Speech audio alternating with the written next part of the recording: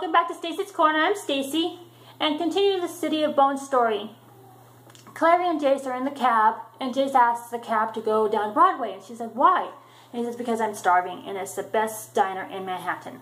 So the cab driver pulls in front of the curb, and they get out, and Clary looks up and sees his rundown building and with two burly guys in overcoats and hats over their eyes.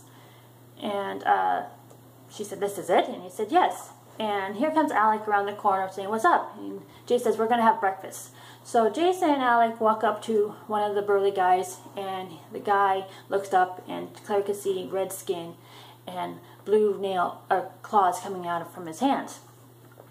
And he lets the guys go in. So they go in, and inside it's a old-fashioned diner with booths, mismatched crockery, and the waitress at the counter looks at them and points, and like she says, "Go find someplace." So they decide to go sit down. And as they sit down, Clary says, "Was that a demon?" And a couple that was sitting nearby gives her a dirty look, and Jace said, "No, he's just a half warlock where he doesn't have any powers, and we don't understand why." So she says, "Oh," and as she is looking around, the couple that was nearby, it's a guy with spiky hair, and the girl had wings. And she realizes that they're in a room with downworlders.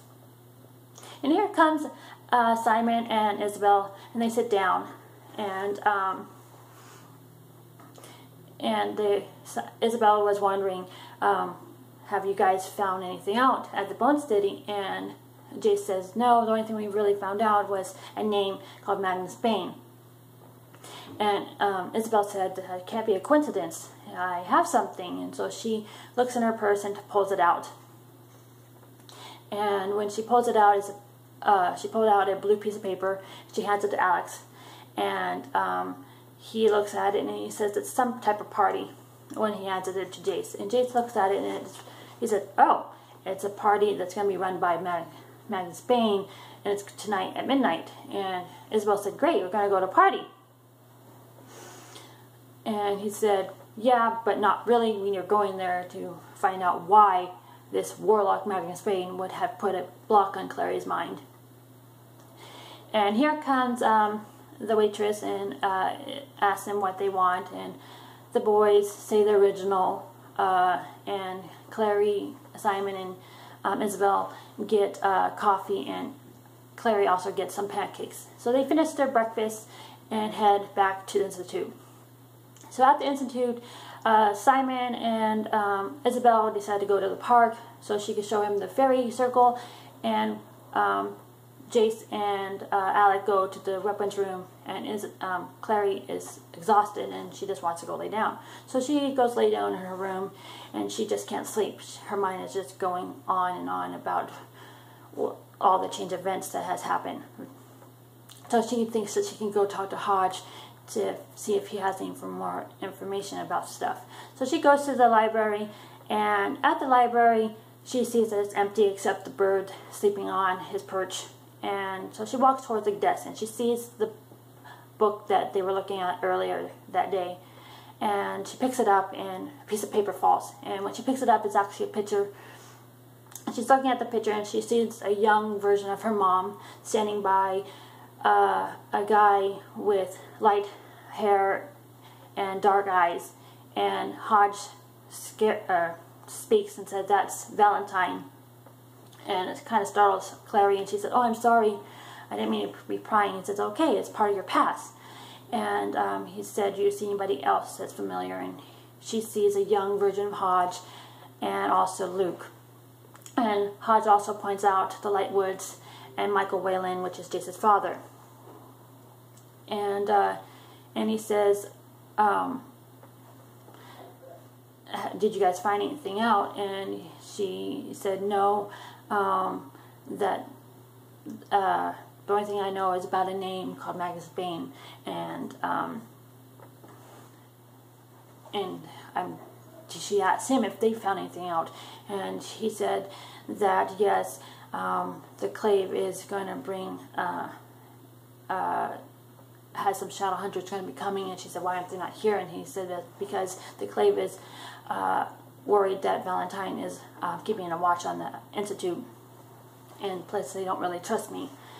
And she said, oh. And so Hodge says, do you have any, are you here just to be looking through stuff, or were you needing something from me? And she said, yes, I can't sleep. Do you have anything to help me? And he says, yes, I have something for you. So he gives her a potion, and she says, can I keep this picture? And he says, yes, just don't show it to Jace, because it reminds him of his father. And she said, no problem. So she heads back to her room, and the door's open, and in the room is Jace sitting on her bed and looking at her sketchbook, and she like freezes and drops the vial that has a potion, or that's supposed to help her rest. And Jace says, I hope that was not important. And she said, yeah, it's supposed to help me sleep. And he said, oh. And she said, why are you looking at my sketchbook? It's like a diary to me. I just don't write words. I draw pictures. And he says, well, why doesn't there any pictures of me or any fantasy? And she said, do you think all girls are like that? That they fall in love over you? And he says, no. And so she decides to sit down, and she said, I'm tired. And he said, I could tell you a story and to help you sleep. And so she said, okay. So she lays down, closes her eyes, and Jace talks about a young boy that's 6 years old. His father gave him a falcon that's blind and wild, and saying that you need to tame it and make it obedient. So he tries his hardest to turn this falcon to be an obedient, tamed bird. So he learns how to use all the equipment for the bird and feeds it, even though it it feeds off the boy's hand, it makes him bleed, and he's okay with that just as long as it likes him. So when he knows that it's finally trustworthy and everything like that, he thinks his father's going to be proud of him and brings it to his father, and his father looks at it and breaks its neck, saying, you did not do what I said. You did not make it obedient. You made it to love you. And it hurt the boy. It made the boy cry. But he also said it made him learn something, that love destroys, and the person that is loved is being destroyed. And Clary wakes up, or opens her eyes, and she said, that's a horrible story. It's like about child abuse and stuff like that. And Jace said, no, it's just it's supposed to teach you how to be strong, and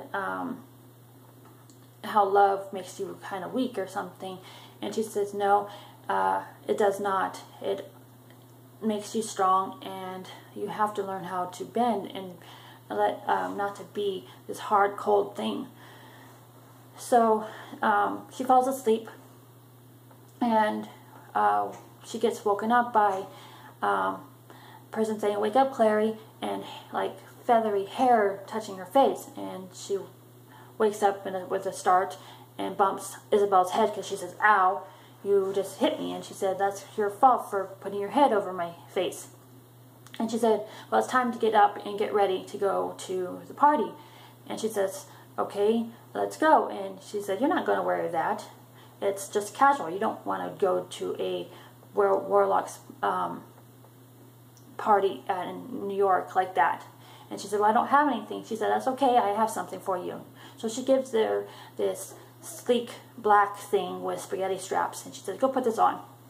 So she puts this thing on, and Clary comes out, and it's kind of just above her thighs a little bit. And she said, I don't normally wear short skirts, especially like this. And she said, what is this to you? And she said, it's like, and Isabel says it's a shirt. But she said, here, put these fisted stockings on and these boots. So when she does, it looks pretty better, a lot better than it was. And but her hair was a mess, and she So Isabel said, let's sit down. I'm going to fix your hair. So she fixed it up and puts it up in a nice twist and the curls and everything. And then she does her makeup. And as she's doing her makeup, Clary asks Isabel, is Alec gay? And she like messes up on her face a little bit. So she finds a cotton ball and gives it to Clary and says, I'm sorry. She says, okay.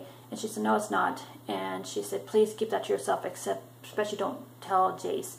Because in the Shadow world, or Shadow Hunter world, the older generations do not like that. And us younger generations don't care really. I don't think anyway. But please keep it to yourself. I care about my brother. And she understands that. So she does. And they head out of the room, and the guys are all dressed in like black outfits. And Simon's like, what are you wearing? And she said, I know I don't wear skirts, but this is what I'm wearing. And Jace says that you look nice. And he gives her a dagger. And she puts it in her backpack that she's put down her shoulders. And he said, one more thing. And he pulls out her pins out of her hair. And he said, that's better. And they decide to head out. And that's all I was able to read today. I hope you like it. Hit like, hit subscribe. I will talk to you later. Love you guys. Bye.